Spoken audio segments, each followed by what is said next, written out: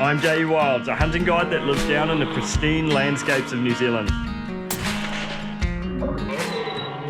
Join my team and I on our dream hunts as we hunt the wild places our wilderness has to offer. Welcome to the J.E. Wilds podcast. Alright guys, how we going? Thanks for tuning in. So I'll just fill you in on what's happening at the moment. I'm overseas currently, so I'm outside of New Zealand at the moment. I've been all over the place. I'm going to dive into that just briefly, but I thought I'd better get these podcasts out. We filmed these podcasts a little while ago.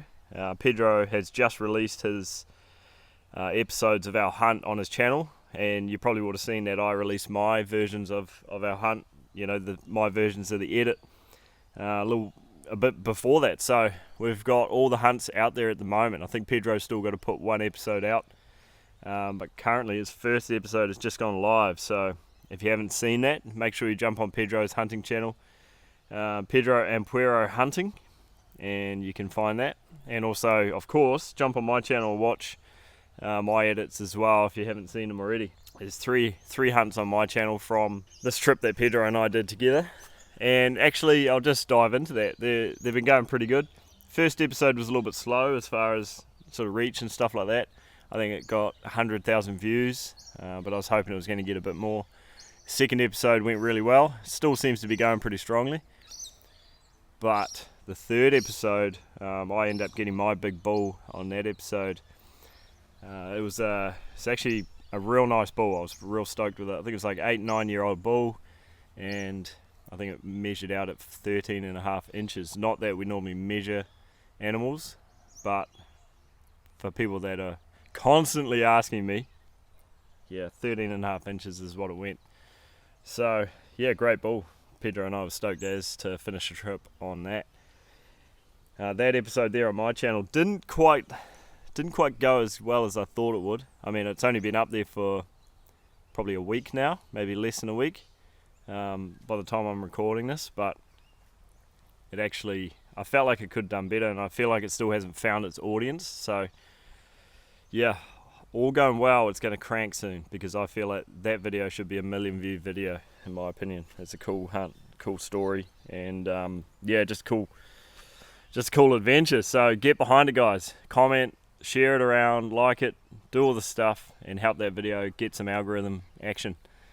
One thing I'll just say too is, so my videos obviously are my standard sort of vlog style, which you guys know and you guys enjoy, just as the sort of behind the scenes feel vlog approach. Pedro's done his typical sort of film, television show style edits, which are more highly produced. So yeah, you'll be able to see a difference there, and you can sort of experience both sides of it, just a general vlog style, and then also something that's a bit more polished, which is pretty cool. Bit of variety for you on the same hunt. And just once again, make sure you jump on our YouTube channels and go give those videos some loving. Highly appreciated. So, I don't know if you can hear it right now, but around me there's some crazy bird life, and there's different birds. If you're from New Zealand, I don't even know if you can hear them singing, but there's parrots squawking, there's all sorts of stuff happening all around me. So, right now as I'm recording this, I'm in Australia. I'm currently in South Australia. I've just caught up with Catherine and River, flowing over here, staying with Catherine's parents, and yeah, we've been getting ready for the wedding next month and doing all sorts of stuff like that. We went for a bushwalk yesterday, and I was looking for lizards and snakes. I had little River with me and Catherine, and yeah, we found some cool wildlife. River was in my arms. Well, River was actually in Catherine's arms when I caught a bearded dragon, and then I showed River, my daughter River that is, for anyone new that's just tuning in, I showed River the lizard up close, and she thought it was great, and she even grabbed its tail and tried to pull the poor thing. So yeah, she thought it was amazing though, so that was pretty cool. She was very interested in all the wildlife, the birds, the kangaroos, the lizards and stuff like that. So yeah, that was pretty exciting for me, seeing my daughter so interested in nature like that. But yeah, what have I been up to? So since I've last done any podcasts or spoken publicly, we released the Joe Fluidy podcast, which hopefully you've listened to. It's one previous to this, and that was great. That was a cool podcast. I mean, me and Joe have got so much to talk about, it's always awesome when we can sit down and have a chat together. But if you haven't listened to that podcast, go back and scroll back and have a listen to that for sure. It's a cool yarn. And we just touched base. Joe was just about to head overseas. I was just about to head overseas. But since that, I mean, Joe's still overseas and so am I. But since that, we've done some pretty cool stuff. I'm going to save Joe Fluidy's side of things for another podcast when we catch up in November. But I'll tell you about what I've been up to. So I spent 3 weeks in French Polynesia, bouncing around islands over there, filming for the fishing channel, and it was amazing. Like I really enjoyed it over there, and I filmed some episodes. I caught a lot of fish, but I will say that the fish quality wasn't what I hoped. The islands that I was fishing off in the lagoons over the coral flats and stuff like that, the islands, they were pretty well overfished, unfortunately, and I sort of found out that once I got over there, the population of the islands was relatively high for the landmass. So what that means is generally the accessible areas, like for me, I was all land-based stuff, so I was walking around, wading the flats, wading through the coral, standing on the little points, casting into the lagoons and stuff, and I was hoping I was going to find a lot of medium-sized trevally, bluefin, GTs, bonefish, and then obviously some big ones as well. But they were non-existent. And I found out afterwards that the locals, they net the lagoons, so there's not so much rod and reel fishing going on over there, but there's a lot of netting and set lining. And I didn't realise that until I was actually there. So the fishing was tough as far as like bigger fish goes, but if I was using the light setup, like the P.5 setup, the little 2500 Daiwa TD black reel, I'd catch a fish every cast. It was loaded as far as small reef size fish, up to roughly 20 centimeters in length and smaller. It was like unlimited. Every cast, if I wanted to catch a fish every cast on that setup, I could have. That's how many little fish there were, and that was fun. But I had the plan on going over there and catching a variety of fish, like the small fish, medium-sized fish.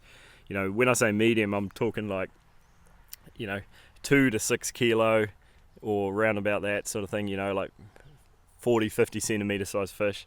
And then obviously bigger fish too. I was hoping to get some big GTs.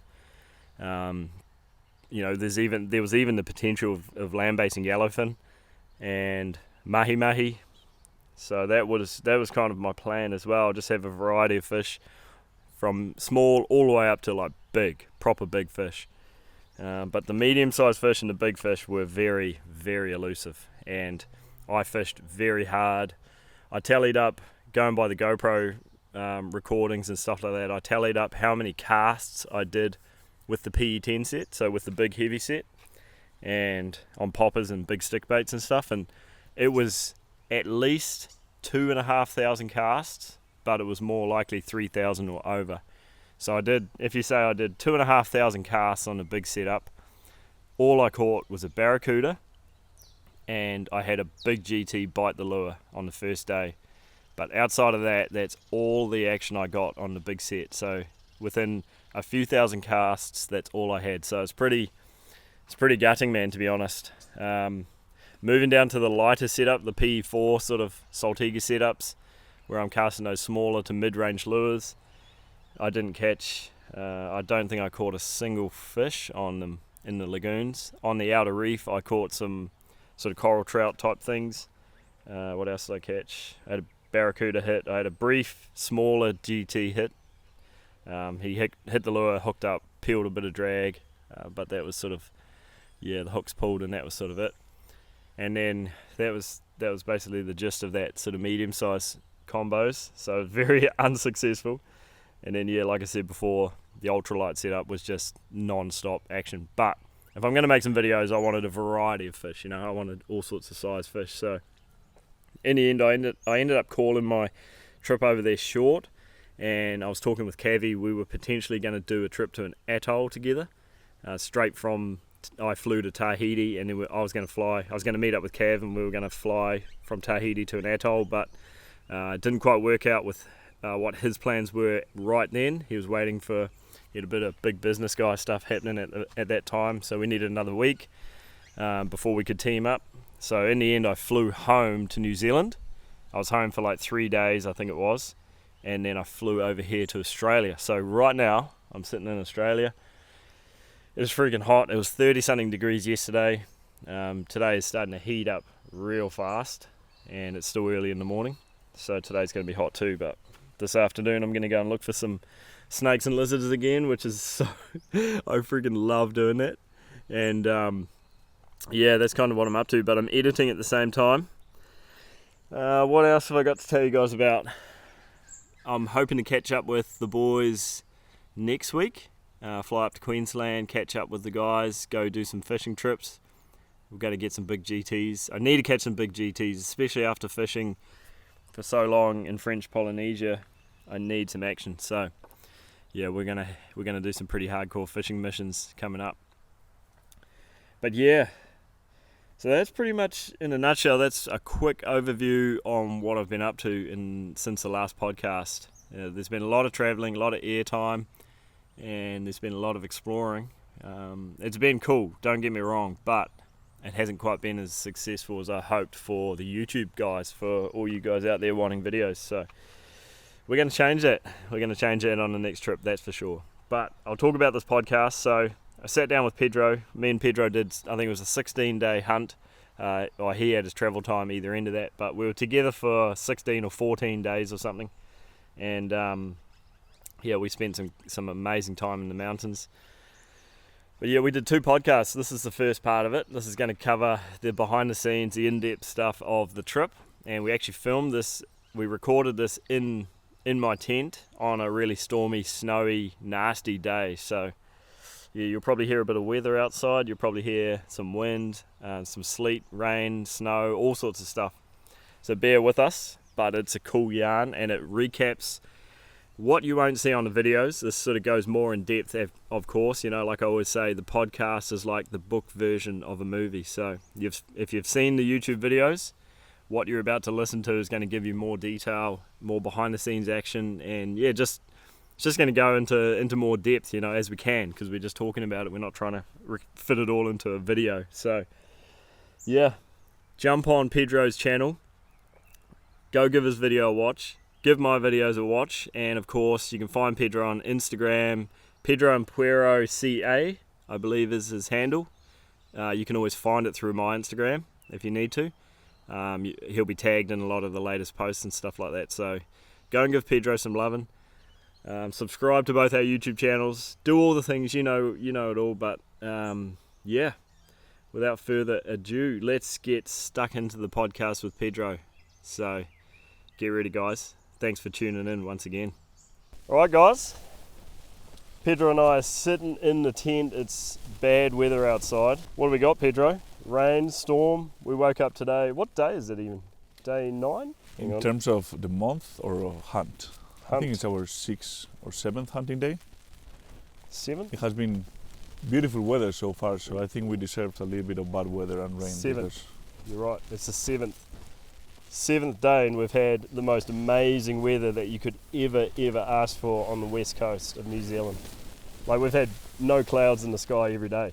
No, it has been beautiful, no wind, anything, which I'm not sure it has been good for the animal activity, because I think they have been laying down most of the day without moving, but for walking around it has been gorgeous.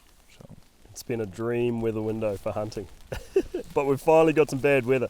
So we've been sitting in camp all day. It's now 1 o'clock and it's still raining. It's not very cold though, eh? No, that's the worst part. I think I would prefer snow rather than rain, because everything is kind of wet. Hard to keep the tent in place because we are camping over the snow, and all the my pigs are coming off. So. Yeah, we'll get into the fine details soon, guys, but Pedro, he's just alluding to the fact that we got to tell the story.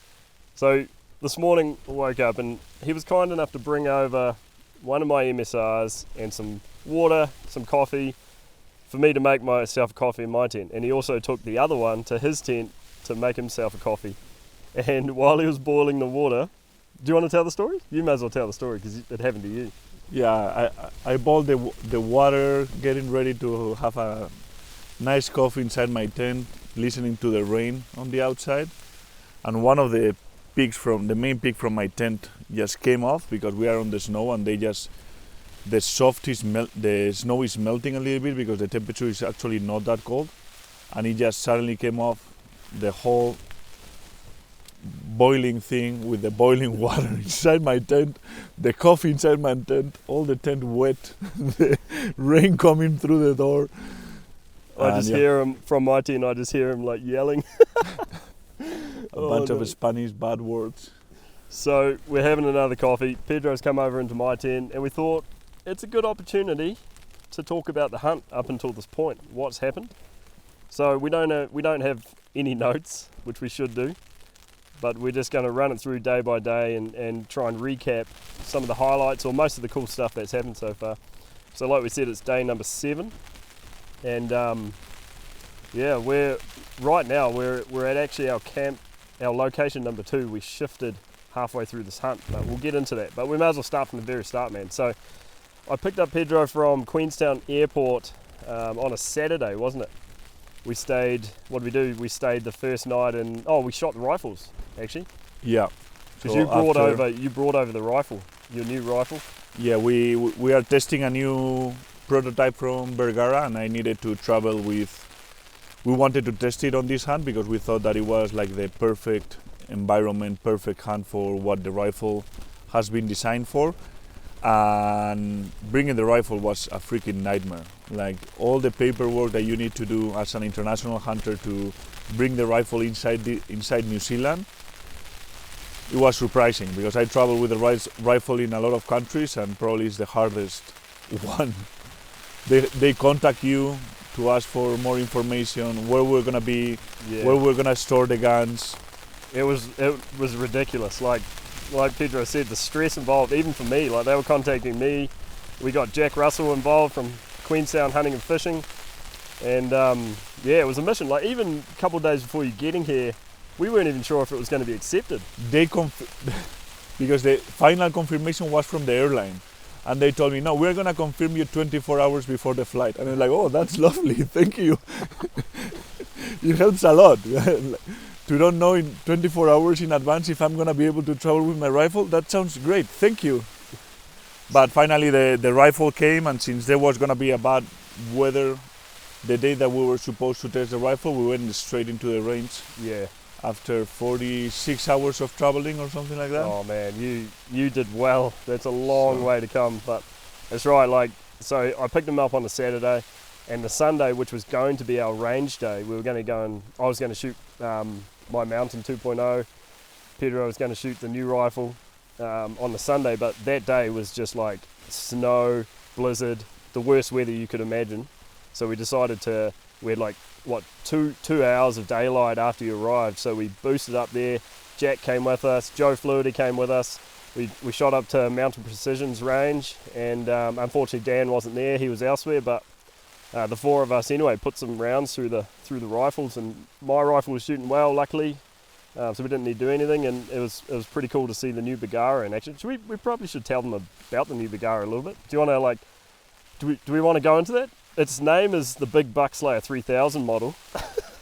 It doesn't even have a name yet, so it's funny. Like Pedro said before coming here, he said to Bergara, "You have 24 hours. What wasn't it? You have 24 hours to give us a name, otherwise we're making a name up ourselves." And I was like, "Oh, bro, we got to call it the Big Buck Slayer 3000." And what was yours? What was it? Puss in Boots 69. Yeah, because they say that my voice resembles to Puss in Boots. Yeah. I'm Puss in Boots. Catherine come up with that. She's like, Pedro reminds me of Puss in Boots movie way too much. So anyway, that name's kind of stuck. But anyway, so we got the Big Buck Slayer 3000 on the range. Yeah, because I actually the rifle was built 1 week and a half before all the parts arrived. 1 week and a half before coming into here. which actually it was kind of tricky because to do the paperwork to bring the rifle, we had to have the license, the number and all that. So they had to build a fake rifle with that barrel, like put like a whole name and the license of the rifle, and then when all the parts arrived, reassemble the rifle to bring it over here. So 1 week before coming, I didn't have the scope set up on the rifle. They have never shot with it, so yeah, typical last minute stuff. It's a cool rifle though. It's a carbon barreled rifle. It's a carbon stock. It's like an MGT collaboration with Bergara, isn't it? Yeah, so they have collaborated with MDT, with I don't know how to explain MDT. They make stocks, and it's more like a tactical stock. So it will have. You're probably gonna be able to explain it better. Yeah, it looks really tactical. Like it's got a pistol grip stock. It's all carbon fiber. It's in caliber wise 6.5 PRC. What's the barrel length on it? It's got a muzzle 24? brake on it. 24-inch barrel. 24-inch barrel, Yeah. carbon barrel, so with pure carbon. You guys will see it on the videos that Pedro and myself put out from this trip. But yeah, like my first impressions when Pedro sent me the photo on WhatsApp, I was like, there's no way that the country's letting that thing come into it. It looked like a freaking Russian sniper rifle or something. But it's a cool rifle. I will admit, it's a cool rifle, and it shoots amazingly, eh? I think like for my looks and for my design, it might not be the rifle that most people are used to. I think it's not like a hunting platform, but to be honest, it's like super practical.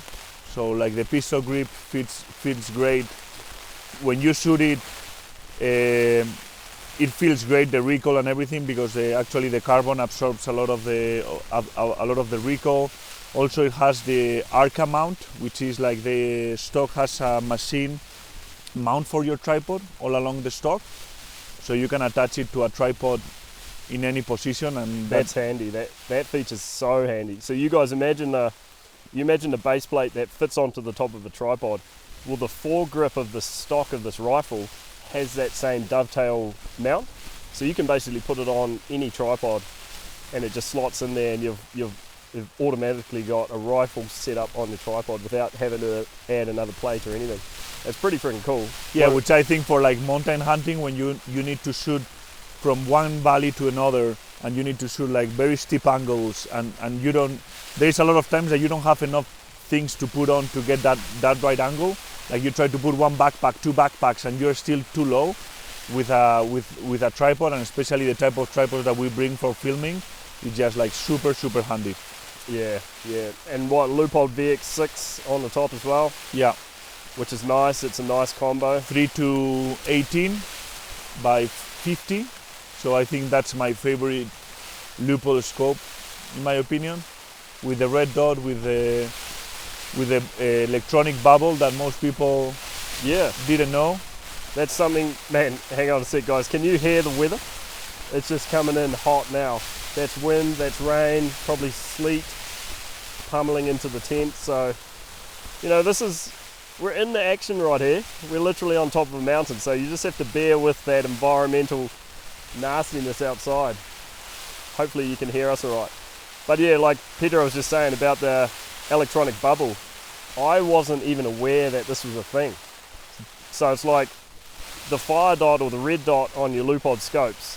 This particular VX6 model, if the rifle's off canter, so if it's off level, the red dot actually flashes and it will tell you that the rifle's off level, which I don't know how I didn't know about that, man. I'm a Leupold ambassador and I still didn't know about that, which is not a good thing. But a bunch of people don't know about it.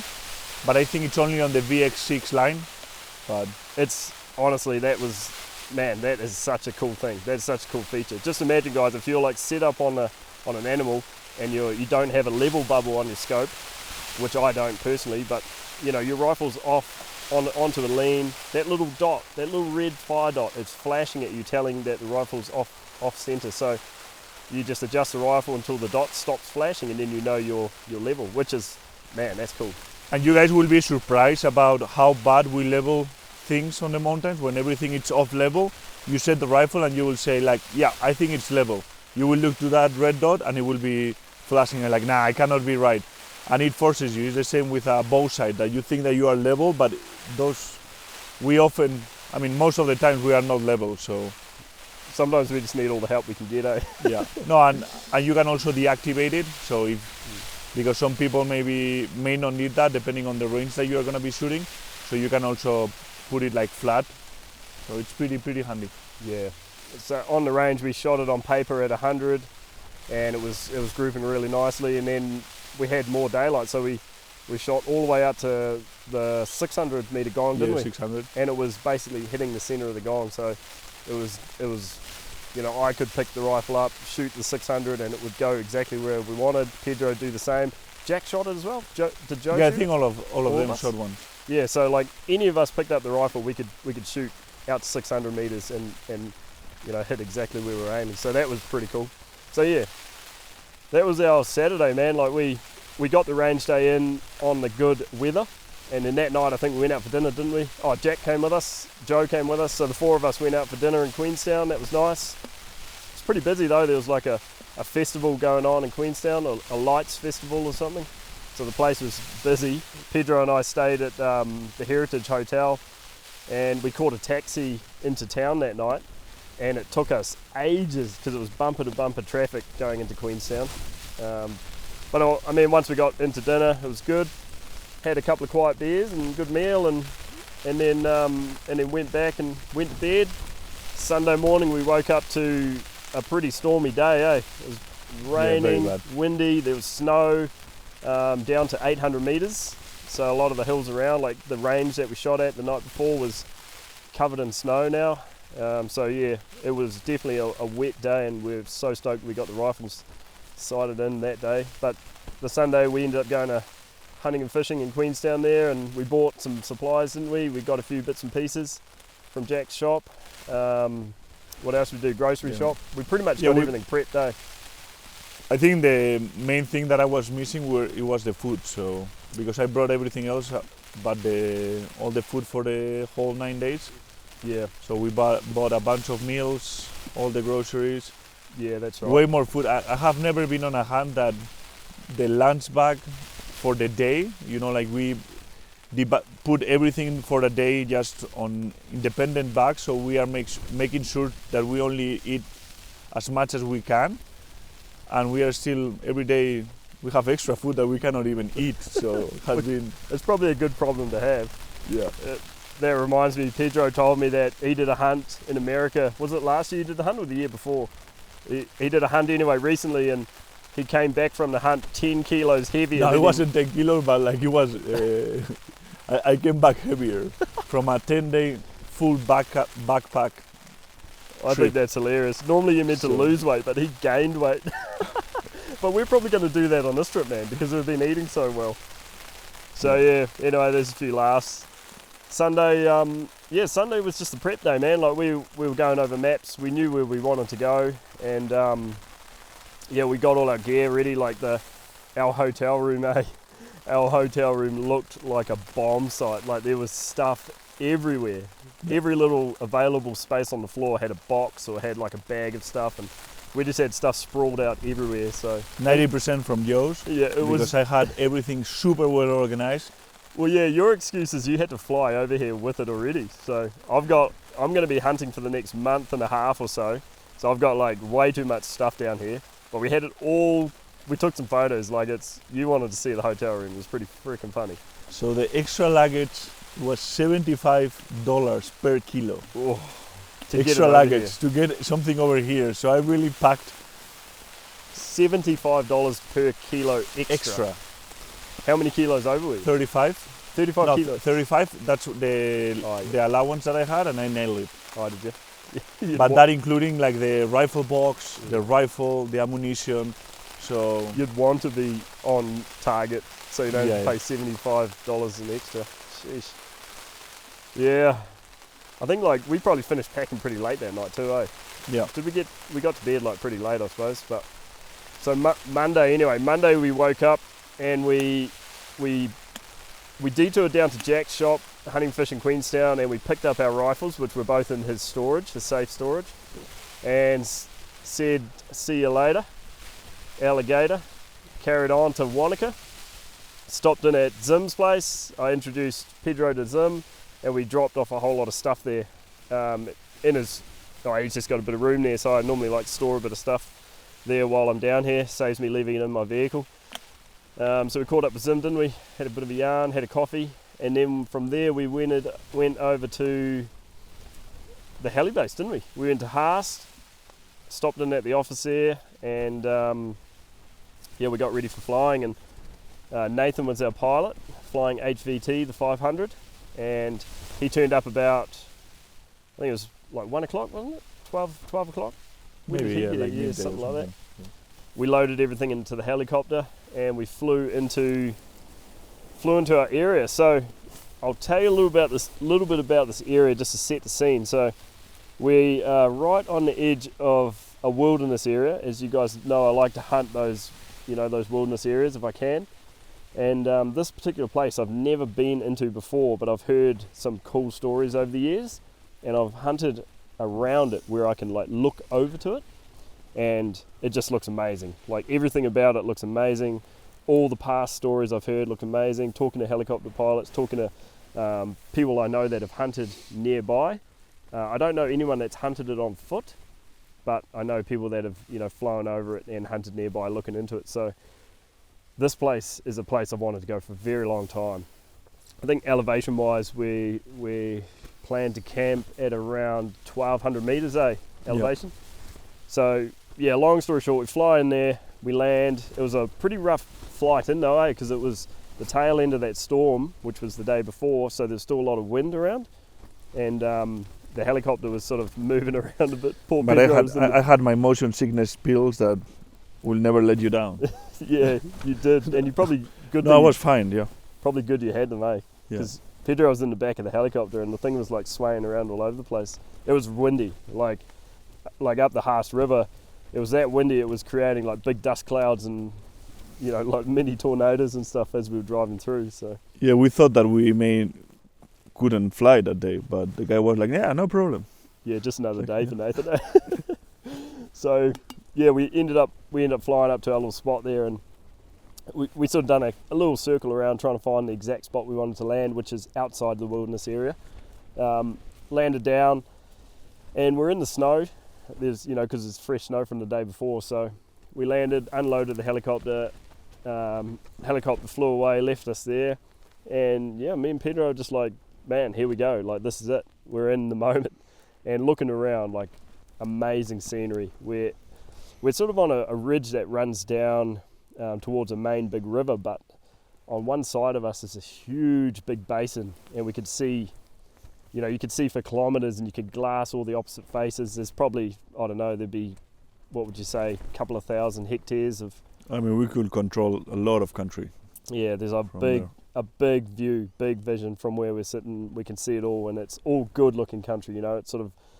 It's that typical west coast forest that runs up to that subalpine layer and then up into the mountaintops, which the snow was basically right down to the bush edge at this point too. So pretty quickly we were like seeing animal tracks before we even started moving our stuff around, because as you guys know, the first thing you have to do is look through your binos, even though you should be setting up camp. But anyway, so we were pretty stoked about the spot.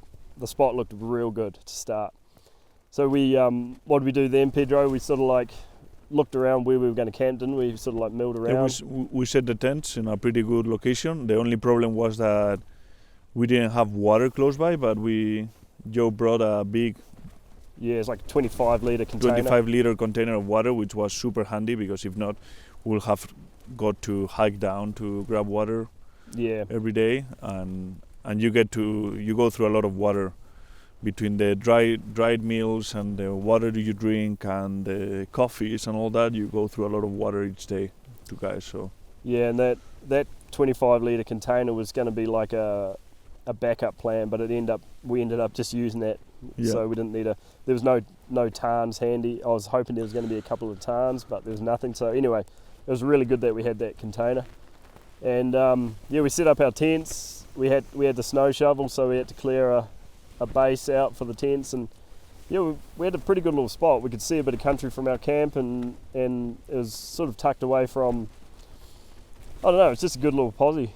Either way, either direction we walked, we could, within sort of 50 metres from camp, we could sit down and glass some really good country. So it was a nice spot. It was a nice spot to sit. And yeah, we set up the tents and got all ready, and then that evening, we went for the first little look, didn't we? And we went pretty close to camp. We stayed pretty handy to camp, but Yeah, we did glass a lot of country, but we didn't see anything at all until last light. I think it was like 5 minutes before dark, when we were on a little corner, on a little valley, like really close to the forest edge, and Joe spotted a Sami. yeah, it just popped up on a ridge, like 200 metres away, Yeah, something like that. no, 300. 300. Yeah, just Yeah. popped up on a ridge and just stood there, just like as they do, just stand there looking around. And it was quite close to the bush edge. It was fairly low, and we looked at it, and it was good, It was a good one. Pedro was all over it, but it was like the first evening, and we sort of, we watched it, we filmed it, we looked at it through the spotter. I don't know. I regret so much listening to you. I should have taken that shot because like that Sami was a proper Sami. Like we couldn't see it well. That the truth is, it was that the first afternoon you just arrived from an area, and that's always happens the same thing. You get an opportunity on the first day that you pass, and you regret the whole trip, and that's what happened. Yeah. First afternoon, don't know the area, don't know Joe, don't know the country much, like so. The Samoa didn't offer, like the light was already kind of low, so we couldn't have a great look at it. Like we knew it was big because it was like long and open, but we actually weren't sure if it's a buck or on a nanny.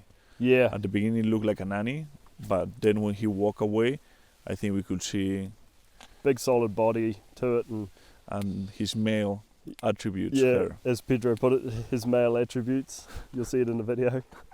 So it was very cool to see though, and like, oh man, first evening, in a spot that has potential to be amazing. I was like, nah man, let's not shoot it. But in hindsight, we probably should have. To give some context, I'm from Spain, from Europe, and for me, like probably Samoa, well, the Samoa here in New Zealand were brought from Central Europe, and for us over there, like Samoa, it's probably one of the most valuable, our favorite animals, and we hunt them a lot. So for me, it's probably my main target on this trip was to shoot a Sami over here.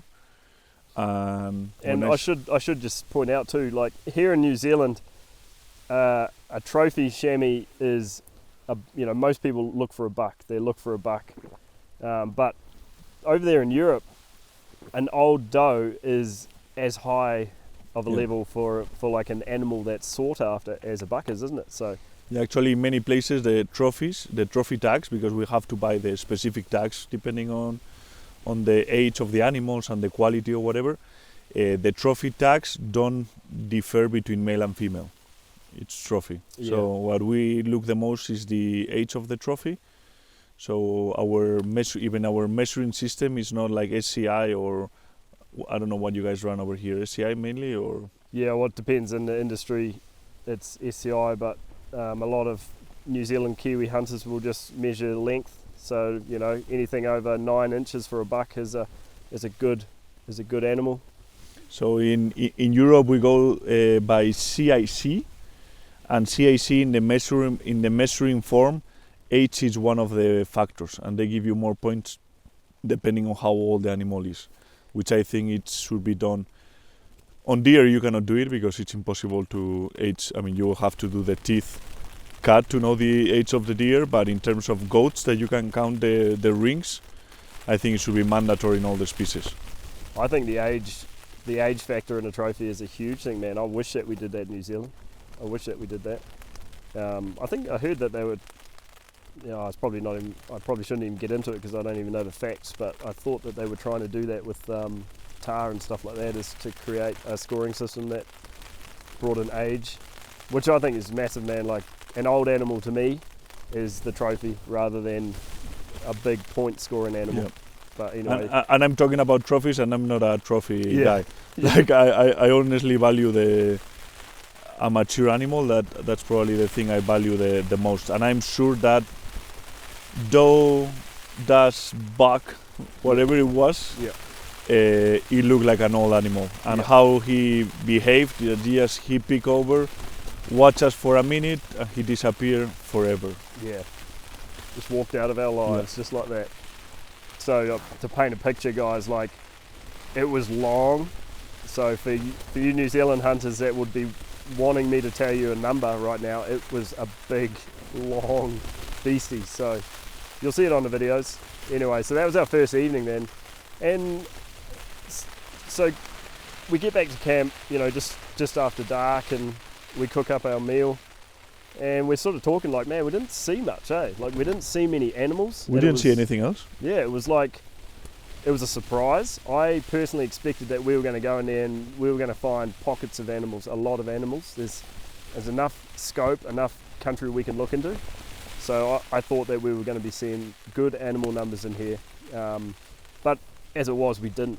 So we get back to camp, we think, oh, well, maybe it's just that first day, you know, first evening, and let's see what tomorrow brings. So we sort of chilled out a bit, and then in the morning we woke up, and you woke up like extra early, didn't you? Oh. For me, the nights are too long this time of the year because we go to bed at 8:30-ish, and the sun comes out at 7:30 or 8 or Yeah. 7:30. And there was such a big full moon that I thought that the sun was coming out.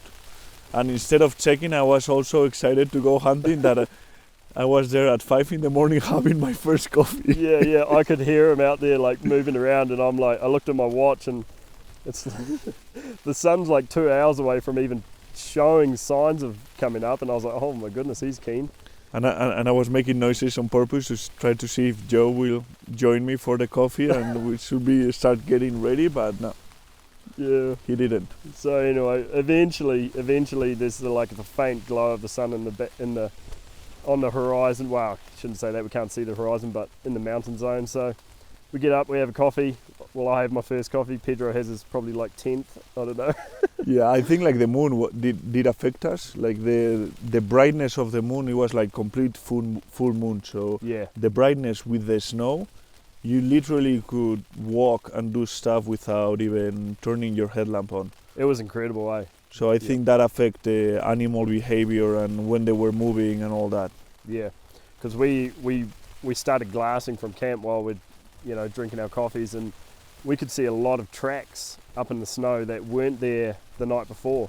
So it was pretty obvious that animals were moving in that full moon light, which is pretty normal, as you probably know. But it was quite good. Like, I was pretty stoked to see fresh tracks, because obviously fresh tracks mean that there's animals nearby. So I think, did we see tar that morning? Yeah, when the helicopter came in. That's right. Yeah. So we're sitting there glassing from camp, and next thing you know, you hear this coming over the ridge at the head of our big basin that we're looking into. And this, I'm not going to say what colour or what company it is, but a helicopter come in, a squirrel, and come into our valley and started doing little circles on this face that we're directly looking at. And next thing you know, I'm looking through the binos, and there's tar running in all directions. And these guys were trying to find a good bull in amongst this mob, and obviously they had clients on board and they were going to heli hunt it. So Pedro's videoing it with this big camera, and we're watching it from camp, and this is not what you want to see on your first morning. A helicopter just doing this, trying to hunt your animals that, well, I shouldn't say your animals, but trying to hunt by the helicopter in You shouldn't our say area. hunt either. Well, yeah, true. So this, yeah, it flew around, and then anyway, it like started coming towards us, the helicopter, and it got reasonably close, and then all of a sudden, it like big hard bend, and I think they saw my tent. Yeah, might have seen Pedro's tent, and it peeled off over the mountaintop and disappeared into, you know, who knows where. So we were both feeling pretty gutted. Everything was stirred up. We looked up on the face where those tar were, and you could see all the tracks from where all the animals were running, but there was nothing to be seen. And then, yeah, it's just gutting, eh? Like, it was a gutting feeling, gutting to see that on your first morning. This is all country that, if we wanted to, we could be hunting. and we were glassing it, looking for animals.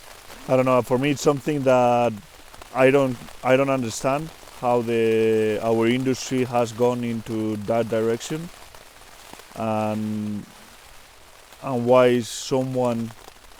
I think like the wild animals, their defense, especially the mountain game or whatever animal, they need to have a way to evade us. And for mountain game, it's the mountains and how hard it is to reach the mountains and how well they can see you coming.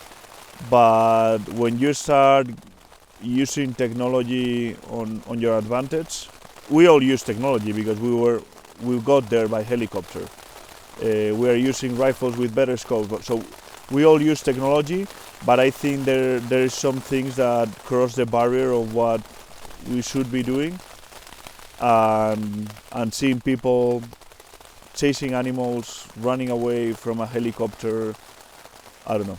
It's something that I don't get. Yeah, it's all pretty common now, unfortunately.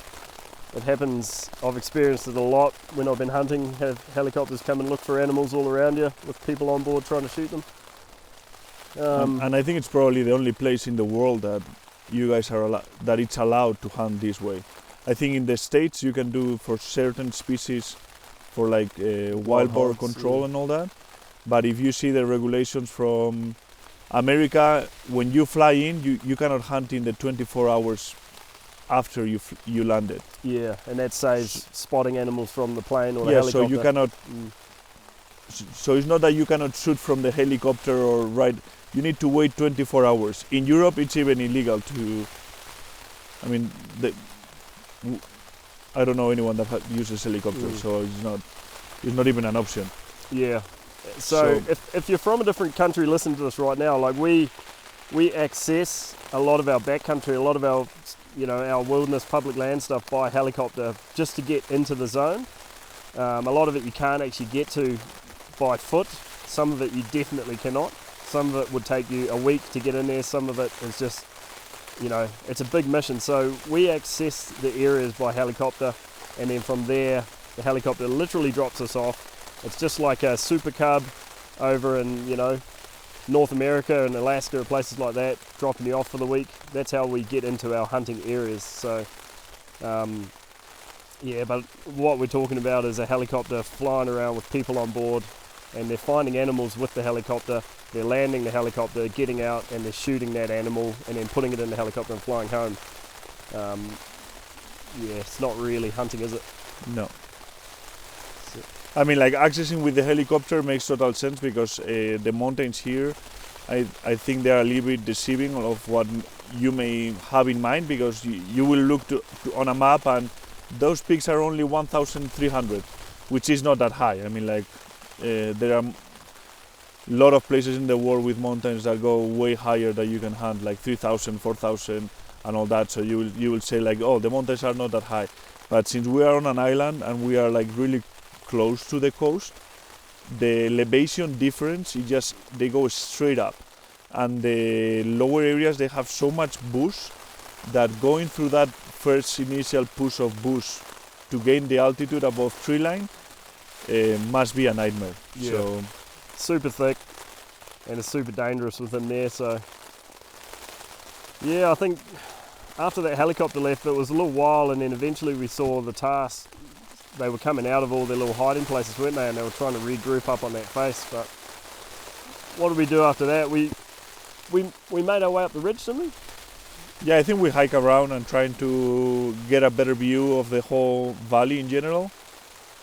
And I think we didn't spot anything else but that group of tar that day. So it was a pretty slow day, guys. And that night, we sort of regrouped back at camp and had our meal and went to bed. And the next morning, we woke up. We saw, I feel like we saw the chamois right behind camp on that morning. The female, yep. Yeah. There's a valley that ran, like a small valley that runs right next to our camp, and it's sort of at the head of where we saw the big chamois the first night. And we peeked over there sipping our coffees, and there was Pedro, you spotted a doe just underneath some bluffs there feeding, didn't you? Yep. So we watched her for quite a while. Young doe.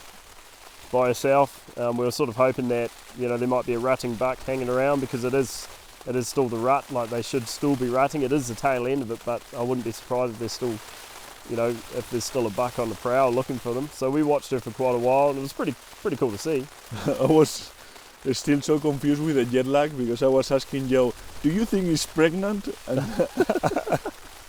because in Spain they are just giving birth to the kids right now, like right at the moment. So you still see some like with really big bellies and some with the little lambs following them. And I was like, it looks like he has a really big belly, maybe. And Joe is like, no, She's just fat. she's just fat. You're like, oh fuck yeah, it's the winter. Sorry, I thought it was spring. Yeah, you're in the southern hemisphere now, bro.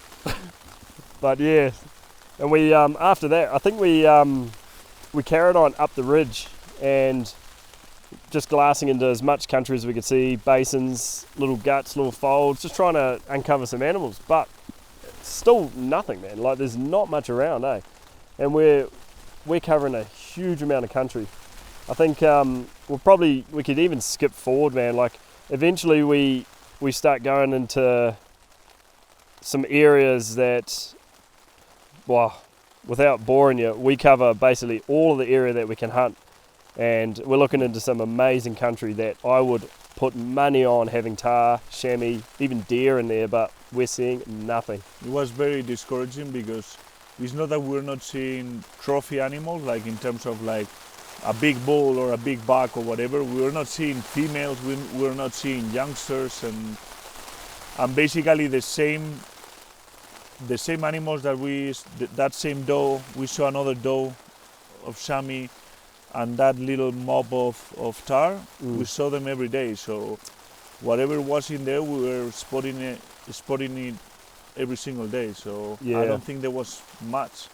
And we did that big mission to the following valley, Yeah, which looked amazing, and we didn't see a single yeah, thing. yeah. Now so we hiked. Well, before that, actually, we were hiking up the ridge and we were looking into all these sunny fingers. You know, the snow is melting at this point, and there was we spotted quite a big bull tahr over where the helicopter had been chasing him around. We watched him for a while. Eh? He looked like a nice bull, and it was the one and only mature bull that we'd seen so far. And he was, I don't know where he was when the helicopter was there, but if they'd seen him, they would have tried to get him, that's for sure. He was a really good-looking bull. Big golden mane to him, and he looked like he had a lot of age to him, and he was just cruising around up there, so we were watching him. And then down below us there were a chamois buck walked out. Remember that young, Yep. like a young chamois buck? He popped out and he sort of like, he caught us moving the camera. I moved the camera, he caught me moving it, unfortunately. We did get a bit of footage of him, but he was 200 meters. Yeah, pretty close range. I just want to peek over in case my tent is Yeah, still good. alive or not. Yeah, go on. Because like the pigs are coming out all the time. So can you guys hear that rain still? The wind is blowing, the rain's blowing. Pedro's just poking his head out of the tent, making sure his tent's still there. All the pigs are popping out. Yeah, it's not the best weather. So yeah, it's just pretty disheartening, man. Like we walked up to the top of the mountain where we were camping, and it led us into this huge big valley over the other side. Now that valley is, I would say, it's some of the best country I have ever looked into as far as like habitat for chamois and tahr. We didn't see a single thing, and we watched it till about 2 hours before dark, and then we did like an hour and a half circuit around looking into more really good valleys, and then we got back to that one spot and looked back into the main valley, and still nothing. We didn't see a single thing, did we? And it was Nothing. like, think of the best habitat you could find. That's what we're looking into, and we didn't see nothing. So the plan was back to camp. We saw, I think we even saw that, we might have even seen that doe again. Oh, it was dark by the time we got back. So the next morning, when did we have that close encounter with that doe again? You know, the camp doe. We had the close encounter with her. That was after we saw the buck, was it? Or was that the next morning? I don't know. Yeah. It's a bit confusing, but after that exploring mission to the new valley, that it was like kind of like we had been on for 3 or 4 days on the big valley, and we hadn't seen anything apart from those couple of does of chamois and that group of tar really far away. That promised land was our only option, and when after not seeing a single animal over there, it's when we decided that we had to move, because Yeah. time was flying by, and Yep. and we hadn't been even close to Yep. anything. That's right. So we thought, I in-reached the heli base and I said, can we organise a shift for tomorrow? And they managed to fit us in. And the crazy thing is, there was another helicopter flying up and down the valley that we could see, potentially trying to hunt something. But then 10 minutes before our helicopter was due to pick us up, another helicopter flew back into our basin and was flying around the tops looking for tar and trying to hunt again, wasn't it, Pedro? So. Yep. And that disappeared over the top, and then our helicopter turned up, picked us up, we loaded all the gear in, and we flew to another location, which is And on the way to that new location, we saw the helicopter that was yeah, flying around right underneath us, doing who knows what he was doing. yeah. But So way down below us, they were hovering just above the rocks, and they were either collecting an animal they'd just shot, or they were trying to push an animal out of a cave and push it into an area where they could hunt it. But so we're watching this, and it's like, oh my goodness, it's not good. So we fly around and we get to the new location, which we sort of, over the last few days, we'd been sort of like looking at maps and stuff, Pedro, and like figuring out a place that's going to give us some good scope and some good territory to hunt if we want to do some big foot miles. If we can't find any animals, if we're having more helicopter issues with heli hunting and stuff, we needed a lot of country that we could potentially walk into. So we picked a spot. This is a spot that I've hunted around the spot. I haven't landed in this particular location, but I've hunted around the spot. We've actually got animals around here, and it's a cool spot. So that was the plan, and we ended up flying up the valley, and we landed up in this nice saddle. It's an alpine saddle. What are we elevation wise? About 1,500 meters, I think. So we're higher than the last camp. It's in snow. There's quite a decent sized lake right here, right next to where we're camping, and we're right in the saddle, and we're tucked behind some big boulders and some big snow fields, and it's sort of protecting us from that wind that would normally be traveling through that saddle. Like, to be honest, I'd say if we walked up the top of this big shelter that our tents are tucked at the base of, it's probably really windy. I reckon we're real sheltered right here. yeah, I think our tents will be in trouble. Yeah. So we landed, and it was still amazing weather. Still like not a cloud in the sky, amazing weather. A thick base of snow is here, like a thick base of snow, and we decided to put our tents at the base of this real big rise. You'll see it on the video. We cleared a little pad out, set up our tents there nice and close together, and this was sort of our base. And while we're setting up our tents, man, Pedro, you were filming, doing a little talk, and in the background I'm like looking through the binos. I think you got it on video even, and all of a sudden I see this bull tar on the top of the hill, on top of the mountain above us. It's a fair way off, but while Pedro's filming, I interrupt him and I said, bull tar, tar. So then, we're pretty excited. We put the spotting scope on it, we put the big camera on it, and it turns out there was like 3 or 4 up there? Yeah, more, like between nannies and... Yeah, but 3 or 4 bulls? Yeah. Yeah. And there was a couple of bulls in there that looked like really nice bulls. One particular that looked amazing, like a real nice bull. Old, like just a good bull. So this is exciting. Like, we've just changed locations. We haven't even set up our camp properly, and next thing you know, we're into like good hunting. We've got animals, man. Animals that we can look at, we can approach, all that. So it's a pretty good start to the next location. Yeah, because 5 minutes later we were filming grabbing water, and I told you there is a nanny coming on the other side of the mountain. So we were surrounded suddenly by animals. That's right. So on the opposite side, so the other end of the saddle, and this one was close too, like within shooting range, Yeah. 300 something meters? No, I think less. Less? Yeah, this nanny's like feeding her way down the ridge towards our camp, and she's like looking down at us. And she like stood there watching us for ages, eh? And Nanny Tar, this is, guys, and Nanny Tar. She's watching us for ages, and then all of a sudden she's just like, I'm not too worried. So she kept feeding, and and me and Pedro are like, we're trying to collect water, but we're like too busy looking through our binos, and yeah, it's crazy. It was a cool start, really cool start. There's actually animal tracks crossing through the snow, like right where our tents are. There's sign around, so very cool new change of, like, the spirits have been lifted, man. Like, we're feeling good. So we set up our camp properly. We had lunch, didn't we? We had a big feed, and then we packed up our gear and did our evening hunt. Do you want to kick off the evening hunt? I don't know, like the weather was great, the terrain, it's way steeper than the other area, so it's one of those places that is really hard to see the bottom faces, like the grassy areas, because we thought that this area was going to be better for Samoa, so we're going to be looking more into Samoa, so it's so steep that it's really hard to see that bottom areas and fingers of grass where we were expecting to see the Sami.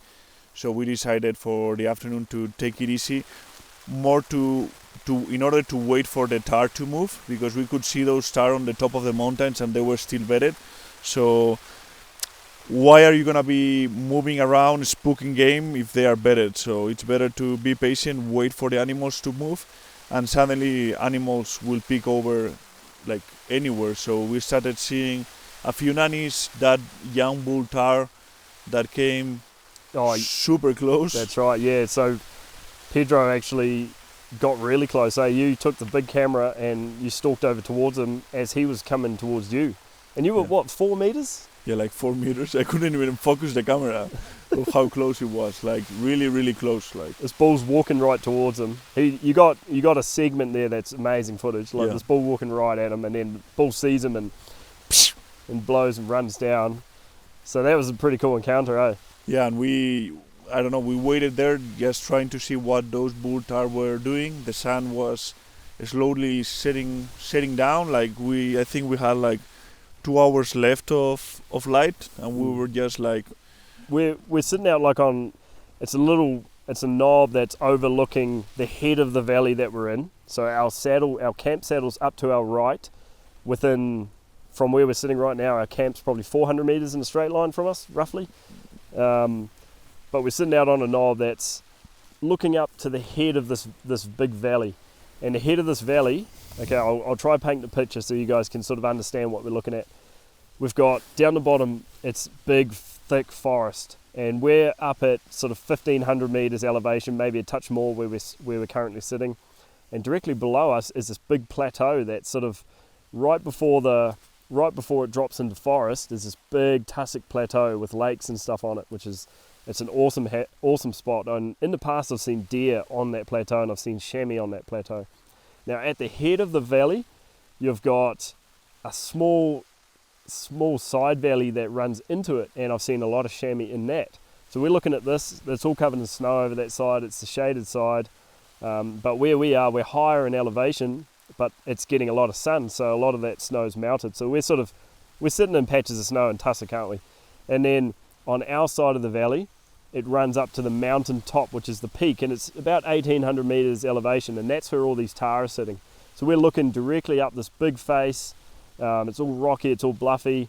It's amazing habitat for animals, and from where we're sitting, we can see it really well. And we start to see them moving down, eh? Like we start to see the animals start filtering down off the tops, and they're coming down to sort of our level to feed in the tussock and the grasses and stuff like that. And I think we were ready to kind of like, okay, we only have like 2 hours left of light. If we want to do something, we better start like getting our things ready. We saw that bull. We saw that good bull come down, and we decided that we were going to try and get that bull, remember? Yeah, see, so we were getting ready to like, okay, let's pack everything and try to put a stock or move closer or move within, not like within striking distance, so like to try to get, because we were like 800 meters from the big bull that we were seeing on top of the mountain, so we were too far away. So we kind of wanted to, if we were gonna do something, we had to move to get into striking distance to maybe to 500, just in case the bull would get into a stockable position, just make that final stock of 200 meters and get into shooting distance, right? So yeah, we were getting ready to just get our packs, and suddenly Joe looks at me like, don't move. I look back, and on top of us, 150 meters away, looking down, a big bull tar with, I mean, you guys won't imagine how beautiful it was, because the sun was hitting him perfectly. He was on top of the ridge, almost on the skyline. All the wind was blowing the hair up, and he was just like majestically looking down the valley, like trying to see if everything was safe. Yeah, it's like the perfect scene that when you think of tar hunting, this is like the scene. This is if there was a painting of a tar hunt, this is the painting that you're looking at. This big bull standing up there looking down. Like, we're pretty concealed where we are. We're sort of in the grasses in the tussock, but we couldn't move. Like, the cameras were out of reach from us, eh? Yeah, we have like 4 cameras, yeah. And the 4 were out of reach of us. Like, I'm pinned down, like telling Pedro, don't move. I'm looking directly up at the bull with the binos, and then eventually he puts his head down, and I rushed to the pack and I got the camera out. And I think you altered your position too. You started filming with one of the small cameras, so you guys will see this in our episodes. I'm filming the bull with the big camera, Pedro's filming both of us with the small camera, and we're waiting for the bull to sort of get into a position where we can really alter our spot and get into an area where he can't really see us. There was a point where he did pick us up, but we were so still. I don't think he looked on our direction, but I don't think he picked that up, because we were not moving and we were laying on the grass. We were not a skyline. Yeah. So I think like we are in camo, so we didn't have anything. I think we saw it right just in time before making a mistake. So when he picked over and looked over the valley, you saw it right away. So, and we were sitting down in that moment. So yeah, we were dead still, and no one was standing up in that moment when he picked over. So I think he didn't have a clue. And this bull, guys, I'll tell you a bit about this bull before we carry on. So it's a good mature bull. It's an old looking bull, real dark in the face, really good mane on him, real good golden mane, just a really nice looking mature bull, and within shooting range.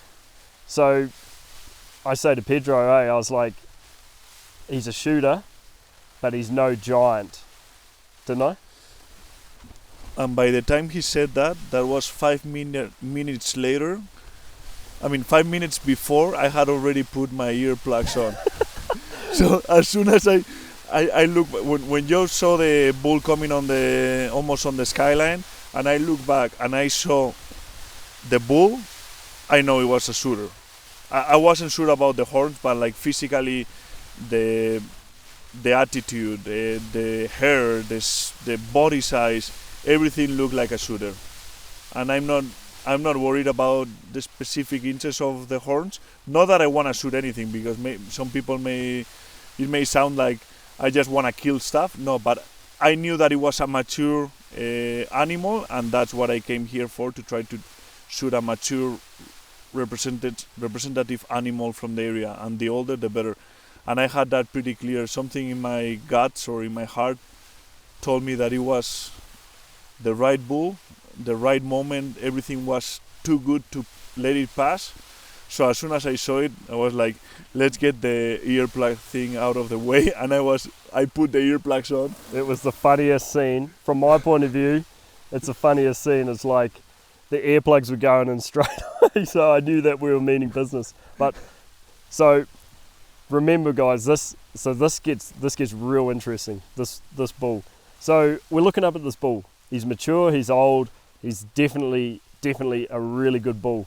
His horns don't look like they're incredibly long. So if you're looking for, if someone's looking for like a big inch, like a big scoring bull, then you know it's probably something that you'd look past. But the maturity of the bull was exactly what we were looking for. He's probably one of the oldest bulls that we'd seen so far from this camp, wasn't he? So everything was perfect, like Pedro said. The lighting was perfect, everything was perfect. So we decided to creep up to this. There's a rock, there's quite a big rock just on the other side of Pedro, and Pedro's in between me and the bull. He's closer to the bull by about 5 meters. So he goes first. You went first, didn't you? You crawled up to this rock with the rifle, got set up, and then once you were in position, I moved closer so we could talk to each other. Yeah, I think like when you see an animal and you decide that it may be a shooter or not, the first thing you need to do as a hunter or as the guy, as the shooter in this case, if you are with someone else, is to make sure to analyze where you have to be and how you have to don't waste time. So like I think as you were fetching the cameras, I told you like we need to get to that little rock, because that's gonna allow us to get the rifle in the right angle to shoot, because the shot was 140 meters uphill, but straight uphill. So it was like a, I don't know the angle, but it was like pretty much. It was steep. Yeah. Really steep. So I needed a slope and a rock or something to be able to aim that high. Yeah. And it was you took the top of your pack there as well, just in case you needed to rest it under. Yeah. So my backpack has a lid on top, and so it's like a pouch that goes on top of the backpack that is detachable. And I put like one of my down jackets inside of it to make it like a backrest, just in case, that you can use also as a front rest if the bipod doesn't work or whatever. So it's super handy and makes the shot way more stable. So yeah, I got that, the rifle. You were solid, man. Like you had a solid rest. I creep into position, and at this point the bull's like starting to feed up there, on these bluffs, starting to feed, and he's like slowly making his way downwards a little bit. And every time he puts his head down, and like you'll see this on the video, you'll see exactly what we're talking about. Every time he puts his head down, me and Pedro are just like moving. We're moving into position, and we get set up. I'm probably at your feet, roughly, Pedro's lying down prone behind the rifle, and I'm about at his feet with the big camera on the tripod. Within, we're close together, so with our earplugs in, we can talk to each other and make sure we're on the same page and ready. And yeah, we pretty much just waited for that bull to just clear the skyline, come down with a bit of rock behind him. And you want to tell the rest, man? I mean, broadside, I think he felt something. He saw us at that point because we were a little bit more exposed with the cameras and the tripods. And the rifles, tripods, cameras and all that have a different sign. And and that's something like animals really pick up, those little signs from the sun and glares on the equipment. And I think he felt something was on, but 140 meters, I didn't put even the whole magnification on my scope. The red dot, I mean, like all the hair moving. The view was so clear through the spotting scope that I was like, Pedro, please don't fuck it up, because it's such an easy. It seemed like such an easy shot that is like, how I'm gonna miss? But I was like, pick a small spot, focus on a small spot, and take the shot, because especially I think it's an animal that has a lot of hair, so it's very complicated to really know where the body is in. Like, you can easily fall into shooting a big puffy thing.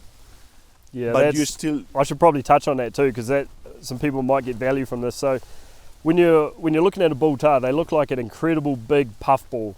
And what we've seen in the past is a lot of people end up shooting too low on the animal, and where it looks like the vitals would be if you're going by the outline of the body, like the big puffball mane, the vitals look like they're in a certain spot. And to someone that hasn't seen a tar up close or hunted them before, often they shoot low because you've got 6 inches plus. Sometimes you've got a long amount of mane drooping down, and people think that that's the bottom of the body at times. So often people shoot low, and it's just the way that, how to explain it? It's just the way that the mane looks.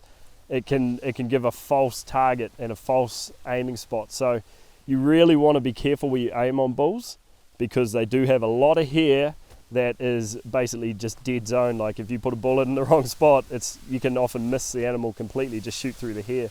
And actually at that distance I was so secure that I could get a good shot that I was tempted to try to shoot it a little bit forward to try to make the bull drop on the spot. Basically for the recovery, because I think in mountain game, if the animal looks like it's on a safe spot, it's better to secure it in that spot than let it run and get maybe on a trickier, more complicated terrain. But since I could see through the scope so much hair flying around, I was like, Pedro, just aim for the lungs and secure the animal rather than trying to take any risks, because it has been a long road until this point. So yeah, I squeezed the trigger. The salt felt great, and it did a jump. The typical jump when you shoot them a bit low, that is like they jump and they put the head lower and jump like more like a bull, like a mule, almost like a mule kick, hunched but kicked up as they jump forward. Yeah, like a rodeo bull when they are trying. So I was like, I think I hit him good, but we didn't know because the bull disappeared. Well, within a second he was out of our sight. Yeah, so Boom, just gone, out of our sight. And me and Pedro looked at each other and we're just like, oh my gosh, did that happen? Like the adrenaline dump that we were just getting right now was just like pretty powerful, eh? It was a very amazing scene, guys, and it looked like a great shot. But when you can't see the animal, you're always thinking, oh, you know, waiting for him to pop up somewhere else. But I think both of us knew that it was a good shot. I was expecting to see the bull come rolling down to us at any point. I was like, don't stop filming because that thing may fall, and we may see the bulls passing by us going downhill because it was pretty steep, but nothing happened. So yeah, so we packed up our stuff and we started making our way up there, didn't we?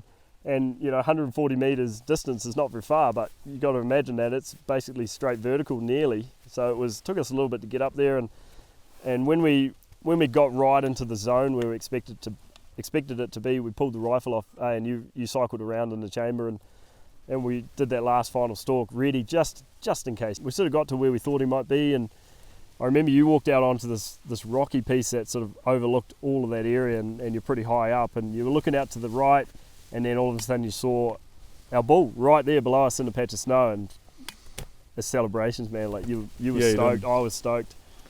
It only ran, I think, like 20 meters or something. If like, that, yeah. I don't know. It's hard to tell because the country is confusing, but yeah, it was pretty amazing. So we're stoked, man. We're so stoked at this point. We get down to the bull, and its head was buried deep in the snow because it had just gone off a bit of a bluff and straight into the snow. And at this point, the sun is setting. We're roughly 1,600 meters elevation. We're a little bit higher now. All the clouds were underneath us because of the ocean clouds, like everything, sunset, bull tar down. Golden light. Pedro picks up, you know, like gets behind the bull and sort of pulls the head up, and there, like, we were incredibly stoked with what we saw. Both horns were broomed off, so his lamb tips were gone, completely gone. They were broomed off, sanded down, broken tips, but he had age rings stacked up to the max. And because it all happened so quick and we didn't put a spotting scope on him, you know, at the time we were just using our binoculars and our eyes because he was so close, you couldn't really see how old he was. We knew he was old and mature, but I personally was like blown away when I saw how many age rings were stacked up on this bull. We've had a bit of a count up, and we think like around the 14-year-old. Was it 14? Old bull, man. Old bull, real gnarly horns. All polished, all the horns like from rubbing against rocks and all that. I've never seen a bull tar's horns so sanded down. Like all the whole side of it's like you've just been rubbing it with sandpaper for a long time. It's incredible. A lot of that dorsal ridge on the horn is normally got little knobs where the annuli are, but they're all sanded down. So at the base on the inside, you can really count the age rings, and there's some seriously stacked up age rings on it, and like I was saying to Pedro, man, like that is a bull of dreams right there. Yeah, no, I couldn't be happier. Like if I would have to choose, like to shoot such an old animal that has survived so many winters, and at the same time that he's probably past the breeding age because they can breed until they die, but past the fighting age, so maybe he's not much into fighting against the young bulls every single day, trying to keep the nannies happy, you know, like he was by its own completely rather than on the group with the others. So I think he was doing his own thing. He was, I don't know, I think he was the perfect animal to remove from the mountain, so super blessed. Oh man, it's incredible bull. I think anyone would be stoked. I would be absolutely over the moon if I had taken that bull. And I think as far as the hunt goes, man, like we're pretty blessed to have that opportunity, Pedro. And I think that was just, I just can't believe how how perfectly that laid out.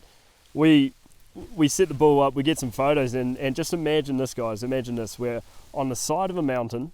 We've got the most amazing sunset you've ever seen. We're incredibly high elevation, and the photos are next level. We've got some amazing photos of our hunt. So yeah, we spend probably the next hour, probably right through till dark or so, or close to dark. We sort of finished up getting some cool photos and all that sort of stuff. You kind of just have to, man, in a time like that, eh? Yeah, and I don't think it was for the photos. It was like because the moment was so special that you just don't want it to end. Like you just want to enjoy and appreciate 100%. how lucky you are, and you are like just watching the sunset with the animal, beautiful weather, no wind, with a friend, enjoy. I don't know, like it's something that there are not that many things that you do in life that you know that you will never forget, and I think hunting provides many of those.